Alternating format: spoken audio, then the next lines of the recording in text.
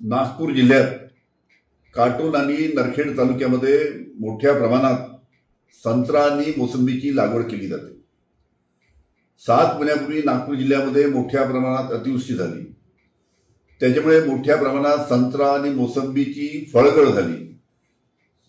संत्रा आणि मोसंबी उत्पादक शेतकरी मोठ्या प्रमाणात अडचणीत आला आणि म्हणून या संत्रा उत्पादक शेतकऱ्यांसाठी आणि मोसंबी उत्पादक शेतकऱ्यांसाठी सरकारने मदत करावी यासाठी सलील देशमुख जे जिल्हा परिषद सदस्य आहे आणि त्यांनी संत्रा उत्पादक शेतकऱ्यांच्या बरोबर आंदोलन केलं, उपोषणाला बसले.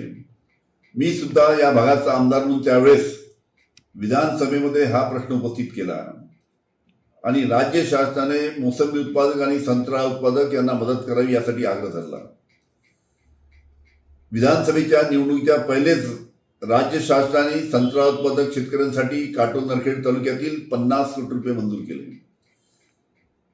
पण आता 4 महिने होऊन सुद्धा अजून या 50 कोटी रुपयाचं वाटप संत्रा उत्पादक आणि मोसंबी उत्पादक शेतकऱ्यांना झालं नाही. त्याच्यामुळे माझी राज्य शासनाला विनंती राहील की जे 50 कोटी रुपये संत्रा उत्पादक आणि मोसंबी उत्पादक यांच्यासाठी राज्य शासनाने मंजूर केले आहेत त्याचं वाटप लवकरात लवकर करावं.